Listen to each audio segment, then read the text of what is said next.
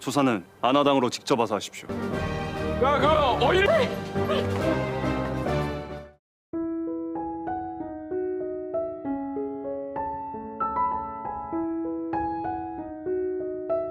Scene dibuka dengan Pangeran Ian yang membawa Huiju, seorang rakyat biasa, masuk ke istana hingga menimbulkan kehebohan di seluruh negeri. Sebelumnya, Ian sempat meminta Huiju membuktikan kemampuannya sebelum mereka melanjutkan kesepakatan. Dengan percaya diri, Huiju mengatakan ia mampu mengendalikan perhatian publik.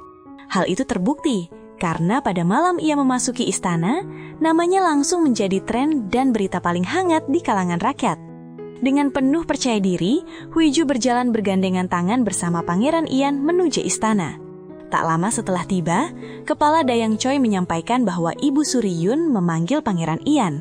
Ian pun meminta Dayang Choi mengantar Huiju beristirahat di kamarnya.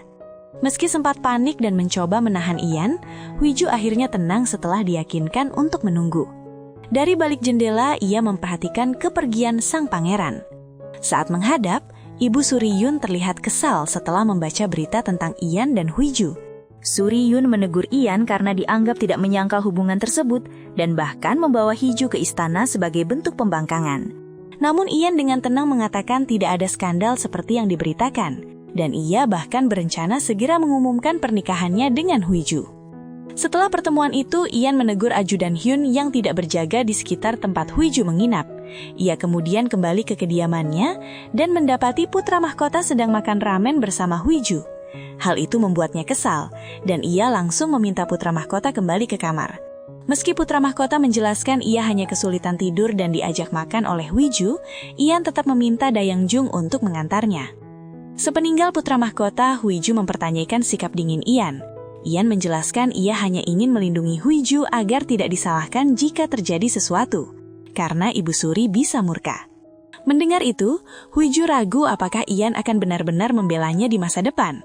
Ian pun tersenyum dan meyakinkan bahwa ia akan selalu berada di pihaknya. Suasana kemudian berubah lebih santai saat Ian menggoda Huiju, mengatakan bahwa pernikahan pura-pura mereka akan terasa semakin nyata. Ia lalu memerintahkan Dayang Choi untuk menyiapkan Huiju tidur di balai An Hwadang, kediamannya di istana. Meski awalnya ditentang, Ian tetap bersikeras. Huiju pun ikut berperan layaknya pasangan yang dimabuk cinta. Akhirnya mereka tidur bersama dalam satu kamar. Namun alih-alih romantis, keduanya justru bertengkar kecil soal selimut dan terlihat canggung. Sementara itu para dayang yang salah paham mengira sedang terjadi momen romantis di antara mereka, hingga membuat suasana istana semakin heboh. Di kantor, kehadiran Huiju langsung menghebohkan. Ia datang dengan percaya diri tanpa mengganti pakaian sejak dari istana, membuat Haejung terkejut sekaligus khawatir. Namun di sisi lain, popularitas Huiju justru meningkat pesat dan berdampak pada penjualan, termasuk pakaian yang ia kenakan saat bertemu Pangeran Ian di hotel. Huiju sendiri tampak santai, bahkan sempat meledek para haters yang terus menyerangnya di internet. Sementara itu di istana, Tuan In Pyong datang membawa makanan kesukaan putra mahkota. Ia melihat sang putra mahkota murung karena sering bermimpi buruk tentang mendiang ayahnya Raja Ihwan. Hal itu mengingatkannya pada masa lalu, saat Pangeran Ian pernah marah besar kepada putra mahkota sebelum sang kakak naik tahta. In Pyong berusaha menenangkan putra mahkota, meski sorot matanya menyimpan maksud tersembunyi. Di waktu yang sama, Ian yang sedang bekerja tak sengaja menemukan foto lamanya bersama mendiang kakaknya. Tak lama kemudian, Perdana Menteri Min menemui Huiju untuk memastikan keseriusannya menikah dengan Pangeran Ian. Dengan tegas, Huiju menyatakan ia harus menikah dengan Ian dan meminta dukungan kabinet. Mendengar itu, Min hanya bisa terdiam, menahan perasaannya. 나 지금 꼭 결혼해야 돼.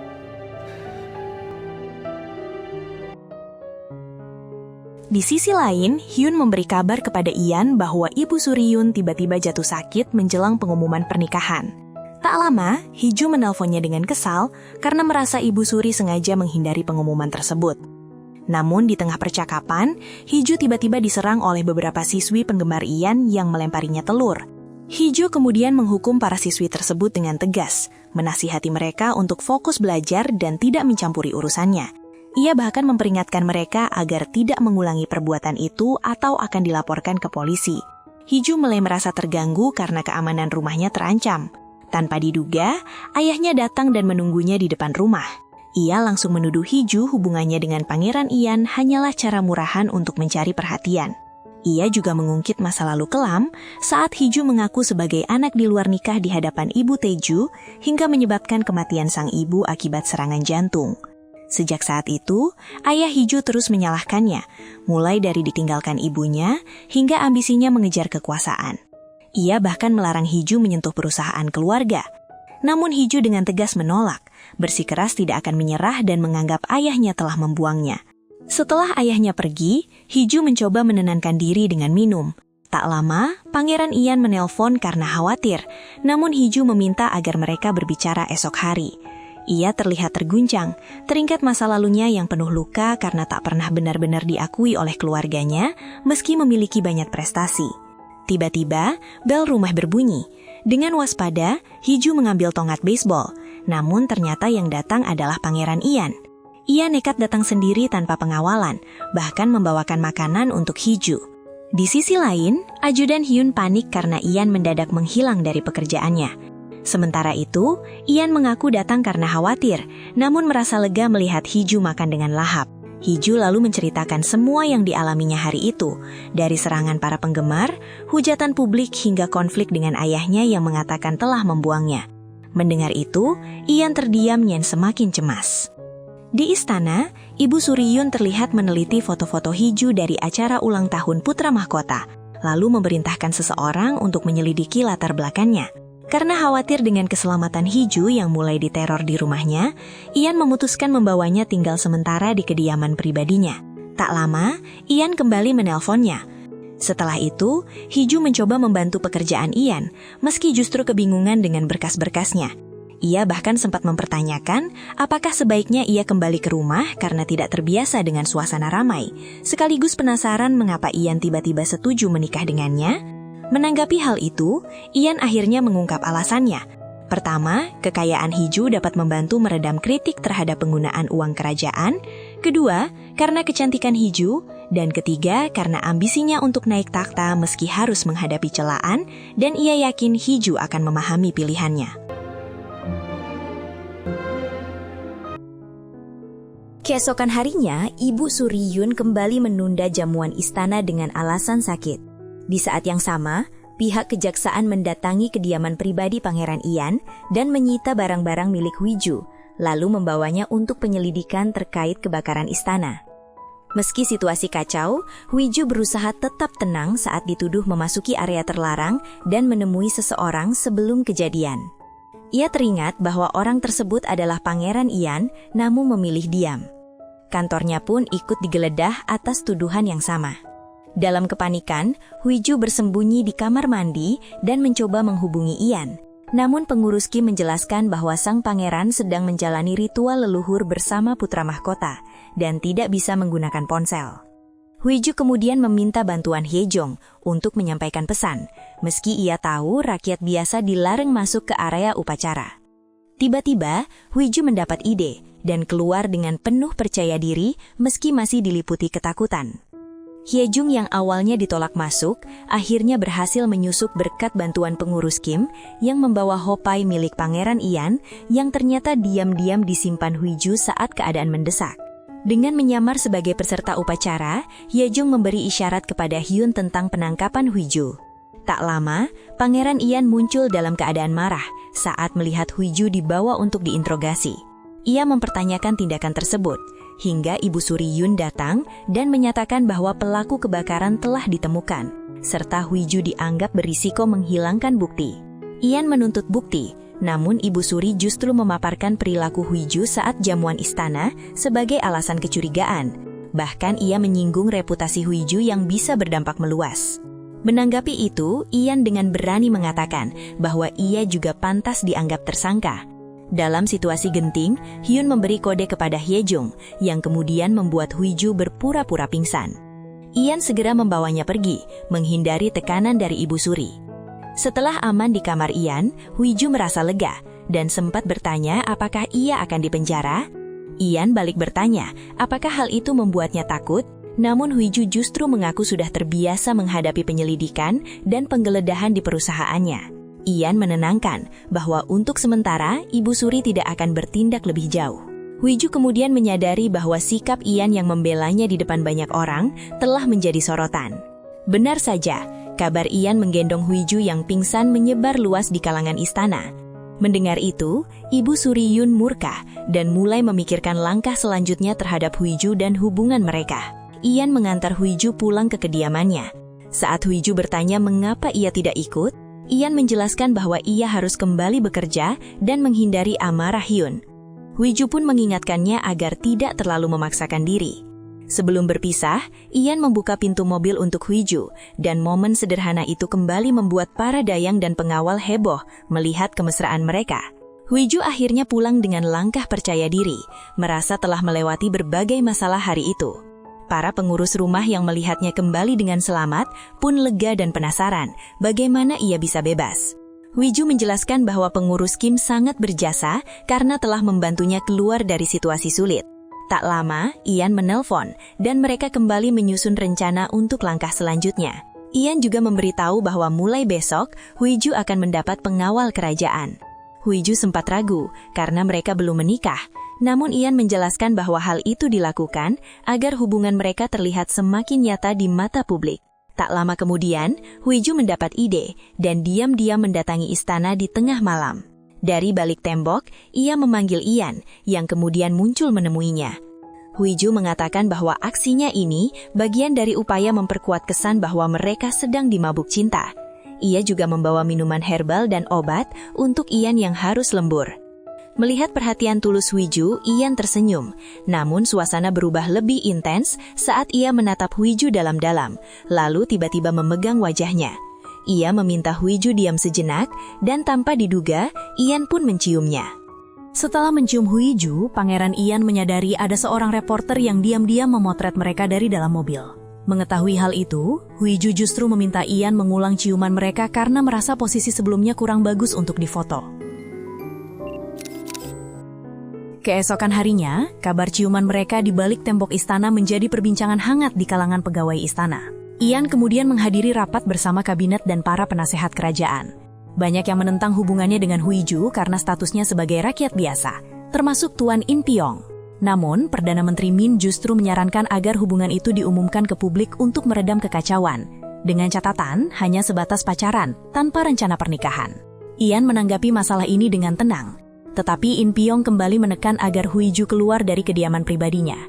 Ian menolak, menegaskan bahwa ia melindungi Huiju dan bahkan membuka kemungkinan menjadikannya istri. Min kembali memberi solusi. Huiju tetap tinggal di kediaman pribadi, sementara Ian menjaga jarak dengan tetap tinggal di istana demi menjaga citra kerajaan. Keputusan kabinet ini sampai ke telinga Ibu Suri Yun yang langsung murka. Ia khawatir Huiju benar-benar akan menjadi bagian keluarga kerajaan dan mengancam stabilitas istana, apalagi citra Huiju di mata publik semakin kuat. Tuan In Pyong menenangkan Ibu Suri dan berjanji akan menangani Huiju secara diam-diam sesuai rencananya. Di sisi lain, Huiju juga mengetahui keputusan tersebut dan merasa kesal karena hubungan mereka dianggap tak akan berujung pernikahan. Saat Ian tiba di kediamannya, Huiju meluapkan kekesalannya dan mengusulkan langkah yang lebih berani agar pernikahan mereka segera disetujui. Saat Huiju berpikir, Ian justru teringat ciuman mereka semalam. Menyadari itu, Huiju menarik wajah Ian dan mendekat, menegaskan bahwa mereka tak boleh membuang waktu lalu mengajaknya pergi berkencan. Tak lama, pengurus Kim mendandani Huiju layaknya bangsawan. Meski ia merasa tidak nyaman, Ian yang menunggu di luar bahkan meminta Hyun mengosongkan jadwalnya demi memenuhi keinginan Huiju. Ia juga menegaskan bahwa meski situasi mulai mereda seperti yang diinginkan Ibu Suri, ia tidak akan membiarkannya begitu saja. Saat Huiju keluar dengan penampilan anggun seperti putri, Ian sempat terpesona. Namun kemudian menggoda bahwa ia terlihat seperti putri manja.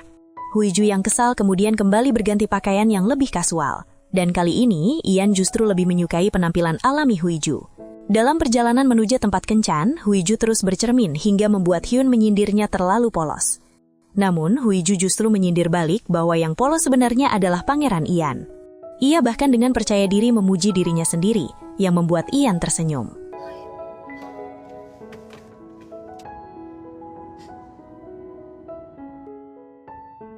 Setibanya di lokasi, ternyata mereka menonton pertandingan baseball.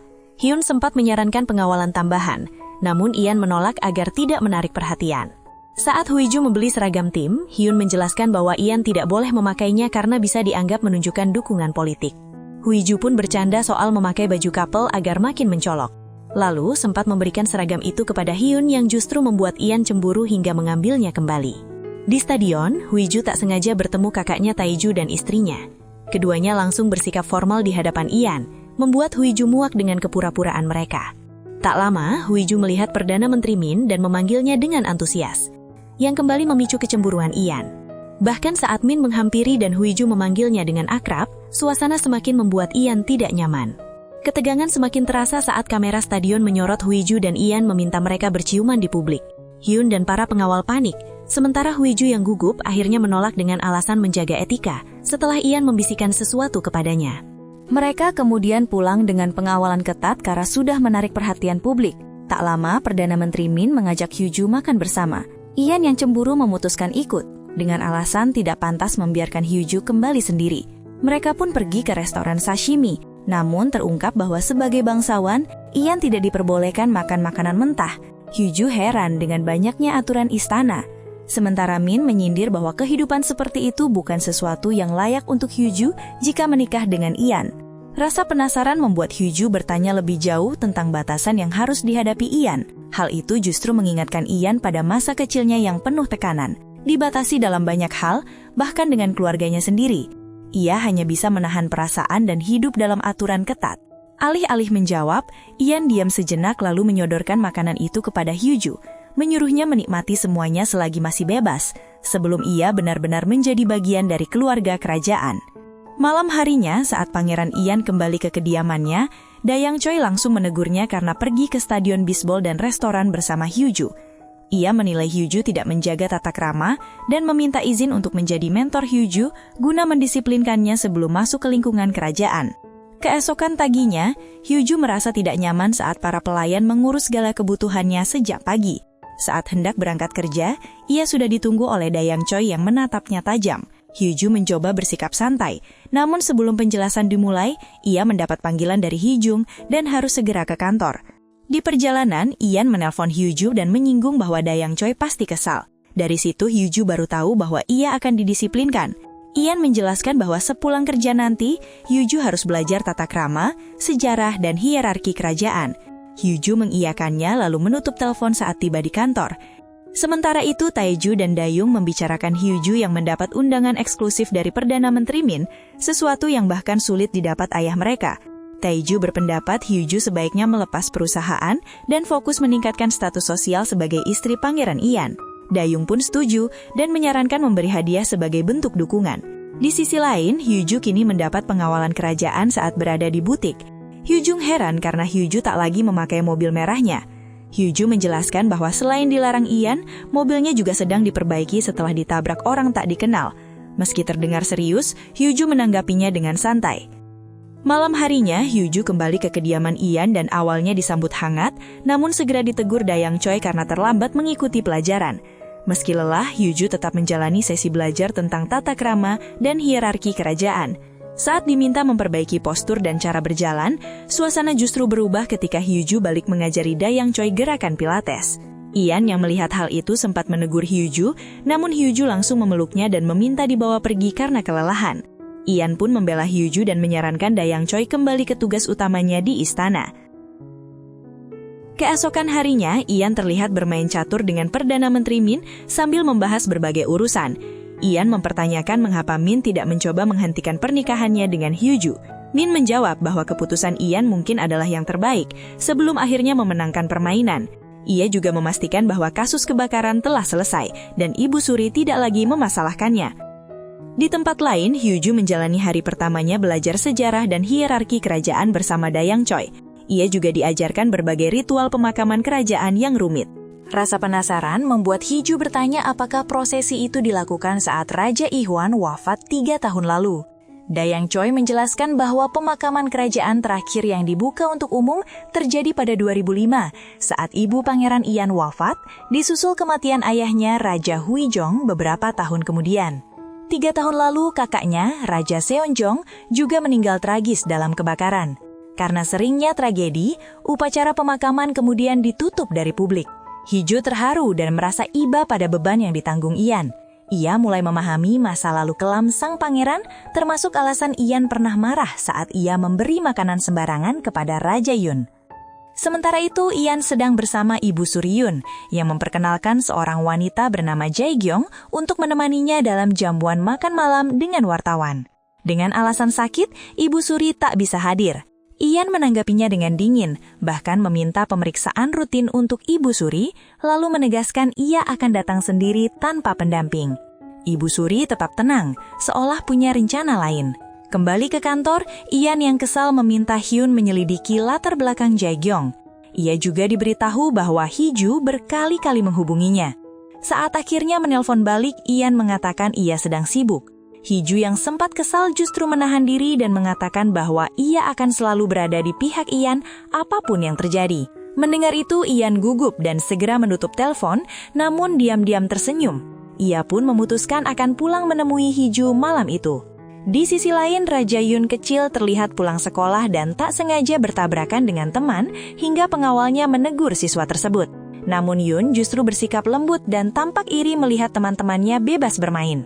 Perdana Menteri Min kemudian datang dan mengajaknya belajar, meski Yun sempat meminta keringanan. Sementara itu, Hiju masih menjalani latihan tata krama, berjalan sambil membawa mangkuk dan piring di taman hingga membuat para pelayan merasa iba. Tak lama, Raja Yun dan Perdana Menteri Min datang ke kediaman Ian. Hiju kemudian menegur Yun karena ingin membolos tanpa izin. Namun di saat yang sama, ia justru menyarankan agar Yun sesekali merasakan kebebasan seperti anak seusianya. Ia pun mengajaknya bermain. Perdana Menteri Min pun menyadari bahwa meski kini menjadi raja, Yun tetaplah seorang anak kecil yang kehilangan masa kanak-kanaknya karena tanggung jawab besar yang harus ia jalani. Hiju mengajak Raja Yun kecil bermain dengan Perdana Menteri Min sebagai wasit. Setelah berhasil memenangkan semua permainan, Raja Yun menagih janjinya dan meminta naik mobil merah milik Hiju. Permintaan itu langsung ditentang Dayang Jong dan juga tidak disetujui oleh Perdana Menteri Min. Namun Raja Yun bersikeras, bahkan merengek dan berbaring di tanah karena keinginannya ditolak. Di tempat lain, Pangeran Ian yang baru selesai bekerja mendapat kabar bahwa Raja Yun dan Perdana Menteri Min berada di kediamannya. Ia pun segera pulang dengan perasaan tak nyaman. Akhirnya Hiju memutuskan menuruti permintaan Raja Yun kecil, meski telah diingatkan agar tidak mencolok di jalan. Perdana Menteri Min pun mengikuti dari belakang untuk berjaga-jaga. Di perjalanan, Raja Yun mulai kesal karena Hiju mengemudi terlalu pelan. Saat Hiju menambah kecepatan, tiba-tiba rem mobilnya blong dan membuatnya panik. Ia berusaha mengendalikan kendaraan sambil meminta Raja Yun mengenakan sabuk pengaman. Melihat situasi itu, Perdana Menteri Min langsung mengejar mereka.